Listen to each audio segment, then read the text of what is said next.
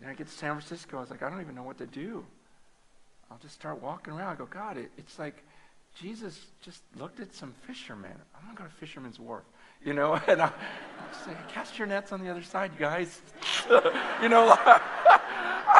I don't know, man. I just going, I want this. I mean, aren't there days where you go, I just want everything this has to offer, and I know we're not there, so let me just try stuff. And man, the way I was walking down Market Street one day, and this guy comes up to me. He goes, hey, aren't you Francis Chan? Big guy, tattoos on his face, scary. And I said, no. But I got to know the guy, and he starts talking about how he was getting out of prison right then. He was in what's called a halfway house, where they let you stay there for a couple months to transition in the world. He'd been locked up for like 12 years. And he says, man, I saw your DVD in prison, that Crazy Love one. He goes, I thought you were in China. I go, wow, you really follow. Yeah, I go, no. He goes, what are you doing out? We start talking. I find out he's got no place to go. He goes, man, I got a wife and 3 kids, and I don't have anywhere to live. No one wants to hire me. My friends that have just gotten out of prison, they're already back in because, he goes, look, this is all we know. It's the streets right here. This is all we know. What else am I supposed to do? But he had this look. He goes, but I think God's going to come through for me. And we started getting to know each other, and man, his life was still a mess, and there was still so much junk, but I saw something like, I think this is one of the guys. I think I'm supposed to get into his life. And I remember just going home and telling my wife, I go, honey, there's this guy I met. He's just getting out of prison. And she's like, what did he do? I go, I don't know, but he seems really nice now. Man, it was the craziest conversation. I'm like, I know what God wants me to do, but to even ask and go, honey, do you think he and his kids and wife could just move in? And we don't have a big place, like 1,500 square feet, and there'd be like 12 of us, and I got 4 daughters, and so I'm going to just let this thug come into my house that I don't even know hardly, but I see something in him, and I believe he's the real thing. And I go, honey, I'll bring him home. I want you to meet him first, and you just see. And the guy could kill me. He's like twice my size. And so it's like, I'm not going to be able to defend you or the kids. Sorry. This is faith here. It's like, why don't you get a little Japanese guy? No, you got to bring home the big Samoan, And I bring this guy in, and we talk about it afterwards. And she goes, I think he's real. And I go, what do you, is it cool? She's like, yeah. And I remember just telling this guy, I go, look, from what I read in this book, I'm supposed to treat you like my brother. Okay? And that's not a vague thing. It's not something I do in my heart. I think flesh and blood. I don't let my kids go homeless. You are a brother in Christ from everything I see. And so I'd like for you and your wife and your 3 kids to move in with us. I go, you've never raised your kids. You don't even know. He was out. It wasn't 12 years straight. He was in for like 5 years. Got his wife pregnant, had a kid. Got his wife pregnant again, then went back in for 7. I said, so you had a 1-year-old and your son wasn't even born yet. You've never even been with your wife. And right when he got out of prison, in the halfway house, they get these visits. Your parents can tell you about them. And he got his wife pregnant again, so that's where his 3rd kid was like. So she's pregnant with the 3rd. I go, dude, you're a jerk to your wife. I see the way you talk to her. You don't know how to raise your kids. Man, I'd like you to just live with us, and we'll just take care of everything. And I want you to learn how to be a husband, how to raise kids, but how to make disciples, and to take this family in. And I start discipling him. My wife starts discipling his wife. My kids are discipling his kids. It was just an amazing time, like 6 months. And then I figured out how to get him into an apartment. and we start walking the streets together, going door to door in the projects. I mean, this guy, this is probably what he's doing right now, just going door to door in the projects and just going, can I pray for you for anything? He's one of the most, he's the best disciple I've ever had. He'll do anything. Fearless. It's been 2 years. He's a pastor now. Okay? I taught him how to shepherd his own group, and he is out.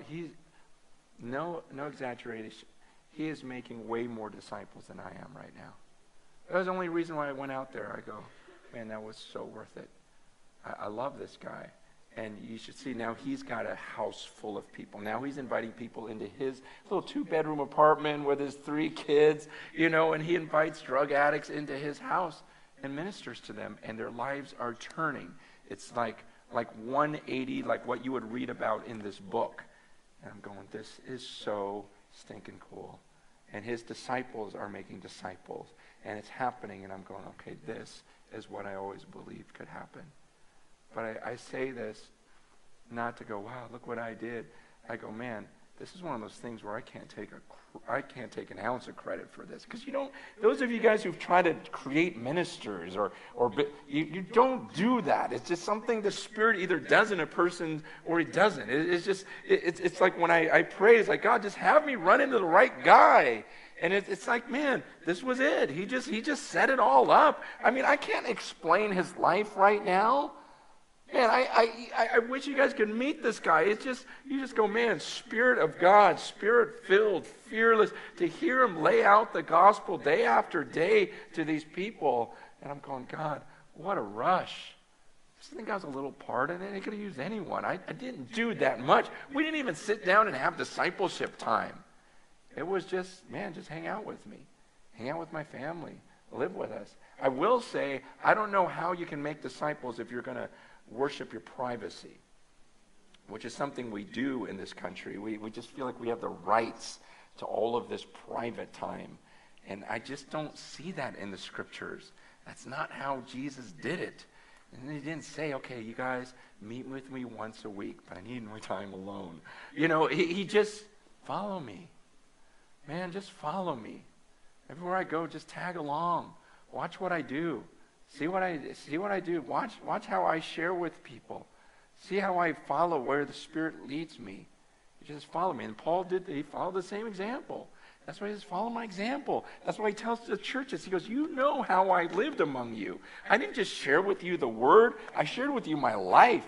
You saw how I worked hard day and night. You observed me. There's something about that. And so now we've got these guys just living in community with each other. We started this home. Sean, the guy that I discipled, is leading this home where, it's got like 12 rooms upstairs. No. I don't know how many rooms are upstairs, like 10-ish. And with bunk beds. You got a mentor and a guy under being discipled. And it's just like this crazy life on life. Let's go out. Let's minister together. Let's share together. I'm just at peace. I go, okay, I get it now. I get it now. If I would take the time, force myself, lose some of my privacy, and dig deeply into some individuals, go out, take some steps of faith, take steps of faith with them. Man, the things that could happen. I took that guy to Ethiopia with me a couple weeks ago. He's like, man, a year and a half ago I'm in prison. Now I'm in Ethiopia with you, feeding the poor, rescuing these sex slaves. It just is this crazy, amazing life where you go, this is so good. This is like a dream come true. This is what you said, Jesus, would happen, and I love it. And my challenge to you today is something concrete. Okay? We're going to have Paul come up and sing a song, but during this time I want you to think through in your mind right now, because you're going to discuss this in a little bit. I want you to think through, how am I going to reshape my life? Like, practically. Don't say, in my heart, I am more stirred toward evangelism and discipleship than ever. Okay? Don't walk away, man, that wrecked me. Just go, what am I going to do? What would it mean for me to tremble at his word this morning? So what I want you to think through is, in your life, how are you going to reshape things? Because I had to make a lot of changes. I realized, man, I can't lead this giant mega church and do discipleship well. I gotta figure something out. And so in your life, what are you going to do? What are you going to restructure? That's what you're going to talk about in your groups. And then in your groups, you're also going to go, okay, what are we going to do together to make it so that discipleship is central? Because I promise you, Satan's going to do everything he can to keep you from making disciples. He'll have you do great things. He'll have you do 30 hours of worship practice, you know. He'll do all good things just so that you don't make disciples. And so what this is a time where you go, okay, how am I going to combat that? And make sure I make time to go out, share my faith, and allow people into my life and let them dig deep into my life. I need to restructure. And then as a church and as ministries, to go, man, how do we restructure things? Do we just have too many programs? Do we have too much this, too much that, to where we're neglecting the great command? Because I don't want to stand at the end and go, yeah, I know you said all authority was given to you, but I got busy with other stuff. I'm going, no, I want to make disciples. So think about